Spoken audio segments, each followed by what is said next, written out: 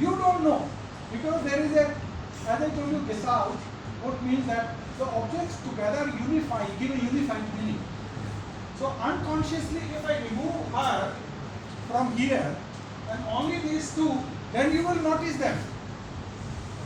Then you will say, well, so the textures sometimes we use them textures for different purposes, for creating the composition. So I show you another thing. Okay, so suddenly you see we saw some plants, some trees, and it was a time of rainfall and lot of this extra growth, bacterial growth has covered the plants around. Most of the trees were covered with this bacterial growth. So I asked my models to come, and then I said, well, let us make a portrait. Okay, so this is a portrait. In a way, I'm playing with the texture of this material to create the portrait of this smiling lady. Okay, and then I also was considering about the texture of the hair. The texture of the hair. So you say a photographer will definitely notice all these things. Now where the light is falling from on the texture of the hair, is it little bit like this or not like that? All these details are actually very important in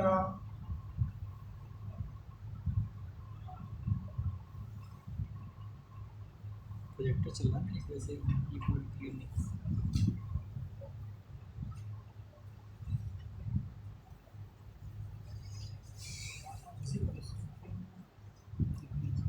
okay. So this is, we call it grain structure. Grain structure, surface structure, tint, tone, texture. These are so important. I can take a photograph of you and you have never realized that your texture of the eyebrow or the thing below this or your lips or your ear is like that.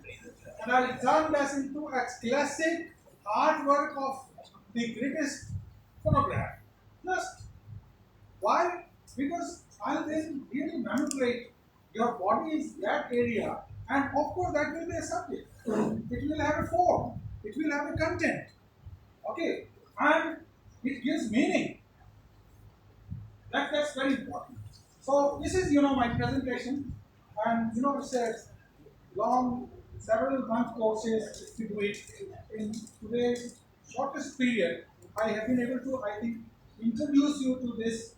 Most of you may be already into it, but there are new terms and there are new concepts and manipulations and strategies and all that. And now, almost what's the time now? Six. For 30 minutes, and we get to 6:30, they can come back. 15 minutes time. And what you do from this training, you can take some photograph, particularly thinking about the border and inside it, but think about the plane. When you take the photograph, think about where the light is coming from. Do you want light? That's very important. For example, here, where is the light coming from? Here, where the light is coming from the top. So, what will happen? In this light, there cannot be a good portrait. Why? Because light is falling from there. Light never comes like this and then enters like this. No, it is always straight. So if it falls here and then shadow here, the shadow here, the shadow here, here will be the shadow in everyone. Okay, so for this light, you need to put light from here so that this shadow is removed.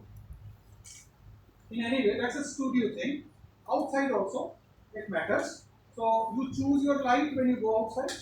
It doesn't mean that choosing light means you don't require darkness in your composition, maybe required. And in the frame, you think of what the subject is, so that you can tell me what this is the subject, what is the form. If you have your DSLR, then you decide your picture and other things. If you have smartphones, please just quickly have a look at often if you're inside see, go into the features of it and find out what is this font, what is the range, what is the ISO, what is white light. I mean, just think about it. And then you can come quickly within 15 minutes, take 1, 2, 3 photographs. But don't hurry and take 6 photographs in 15 minutes. Take 1 or 2 photographs, but compose them